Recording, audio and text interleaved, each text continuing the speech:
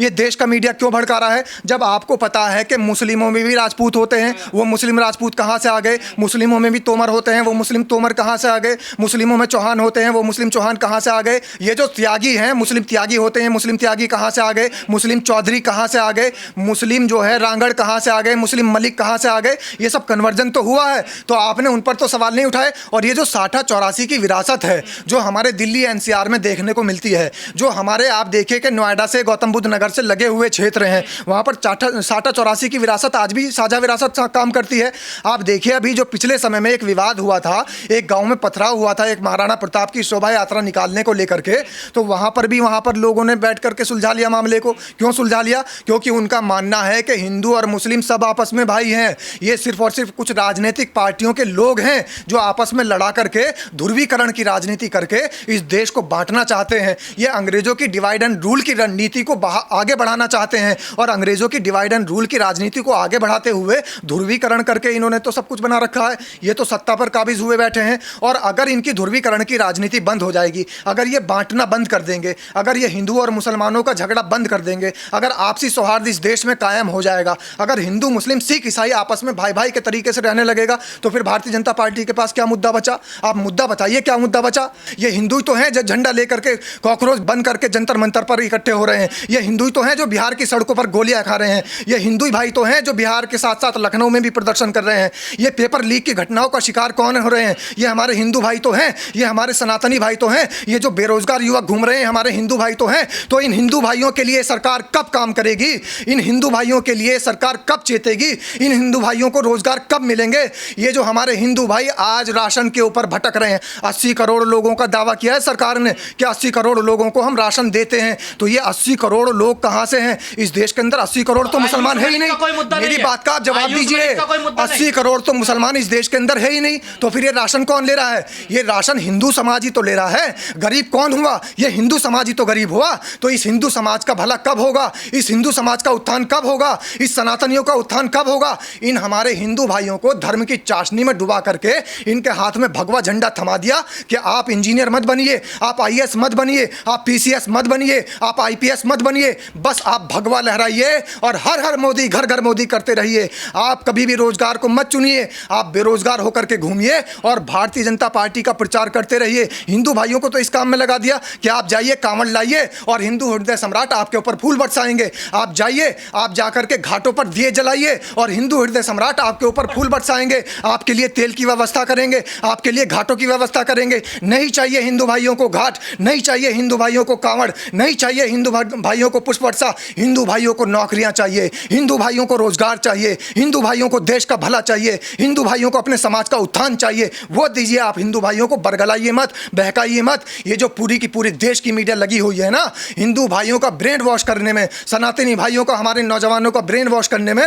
और हिंदू समाज के लोगों को, हिंदू समाज के नौजवानों का ब्रेन वॉश करके सिर्फ उनको झंडा उठाने में लगा दिया है, उनको नारा लगाने में लगा दिया है। और बाकी आप देखिए अब्दुल क्या कर रहा है। अब्दुल आईएएस बन रहा है, अब्दुल पीसीएस बन रहा है, अब्दुल के बिजनेस अच्छे चल रहे हैं, अब्दुल अपना काम तबीयत के साथ में कर रहा है, अब्दुल के जितने कारोबार हैं वो बड़े फल फूल रहे हैं। आप देखिए कितनी संख्या बढ़ती जा रही है। 3 तलाक का कानून किसके लिए लाई थी भारतीय जनता पार्टी? 3 तलाक में कोई हमारी हिंदू बहनें तो नहीं थी। किसको फायदा पहुंचाया भारतीय जनता पार्टी ने? 3 तलाक का कानून ला करके बताइए आप किसका फायदा? क्या 3 तलाक का कानून हिंदू बेटियों के लिए था? तो बीजेपी सरकार मुसलमानों के लिए काम कर रही है। आप बताएंगे किसके लिए काम कर रही है? आप जिस तरीके से आयुष मलिक पर, जिसके लिए आप आयुष मलिक पर जैसे सवाल उठा रहे हैं, जिस तरीके से आप चांदनी कुरैशी पर सवाल उठा रहे हैं, आपने कभी ये सवाल नहीं उठाया कि धारा 370 में फायदा कश्मीरियों को हुआ और कश्मीर में रहने वाले तो सारे मुसलमान हैं।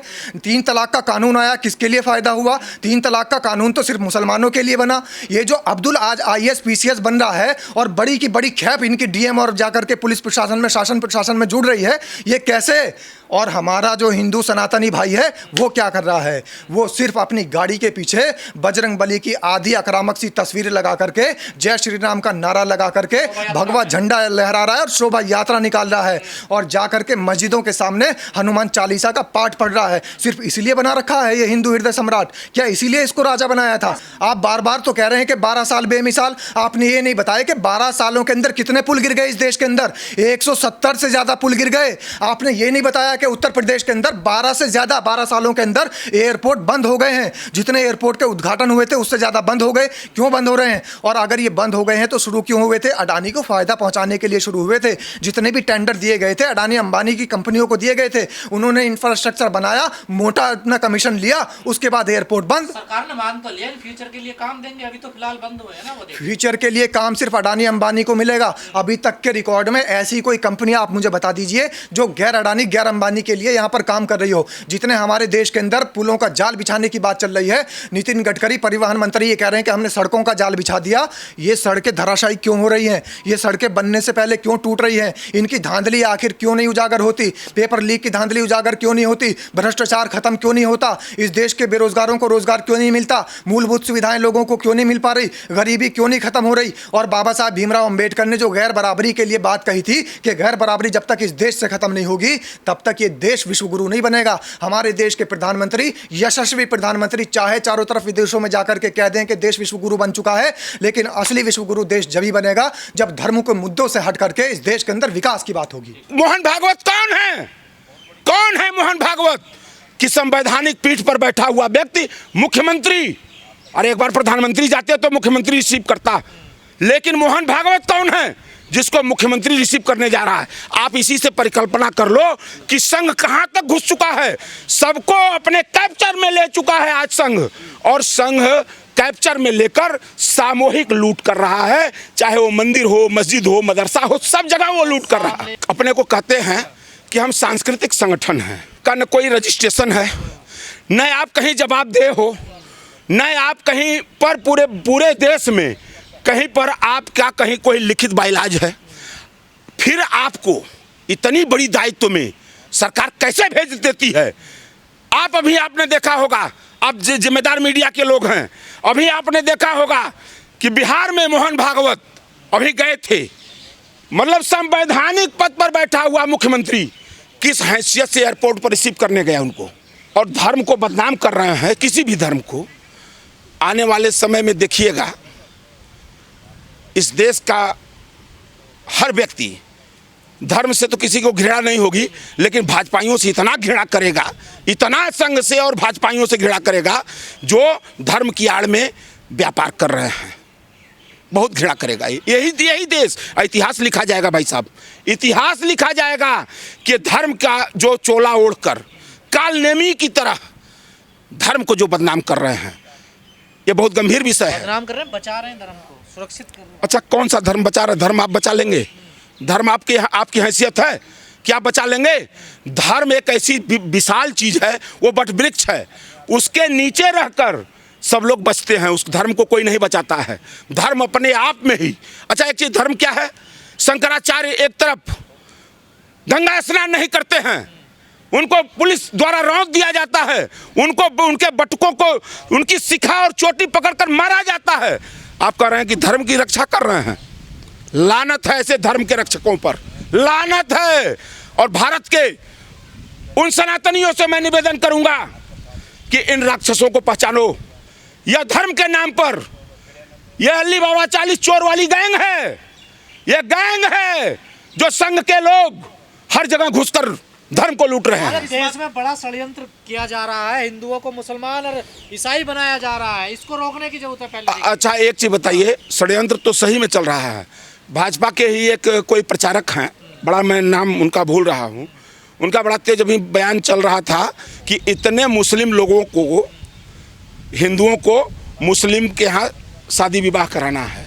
तो अब ये धर्म बचा रहे हैं कि धर्म को और मुसलमानों में कन्वर्ट करना चाहते हैं, ये विषय अलग है। लेकिन विषय सबसे बड़ा ये है कि धर्म का चोला ओढ़कर धर्म की आड़ में ये अली बाबा 40 चोर की गैंग है जिसका नाम संघ है।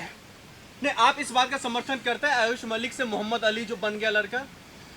हम वो देखिए विषय दूसरा है, वो ये विषय इसका नहीं है।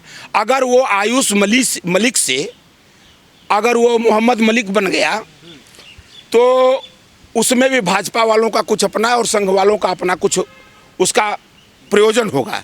बिना प्रयोजन के लोभ लालच जो भी उसके पास दिया गया हो वो उसको तैयार का भी। इसके पहले भी आपने देखा गाजियाबाद का एक ठो पहले कुछ दिन पहले क्या नाम था उसका, हाँ रिजवी, इनका इतिहास भूगोल जब खंगाल लोगे ना तो बोरका ओढ़कर जो घूमते हैं वो अभी वही संघीय होते हैं। वसीम रिजवी। हाँ, वही संघीय होते हैं।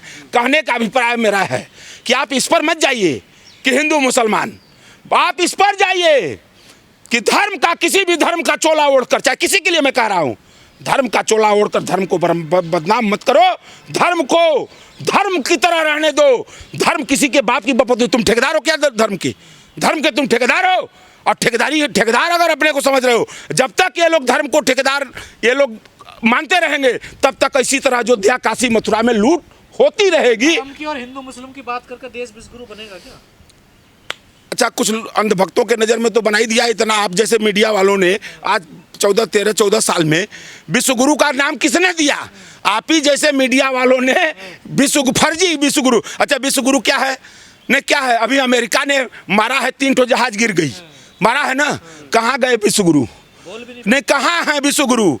मुंह से हलक नहीं निकल रही है, जबान सूख गई है, अटक गई है, बोलने में अब वो हो रहा है। तो जबरदस्ती विश्वगुरु नहीं कोई बन सकता है। देखिए, भारत की एकता और अखंडता को कायम रखने के लिए अब देश को जरूरत है कि एक होकर और कांग्रेस के नेतृत्व में, राहुल गांधी के नेतृत्व में देश का विकास करे,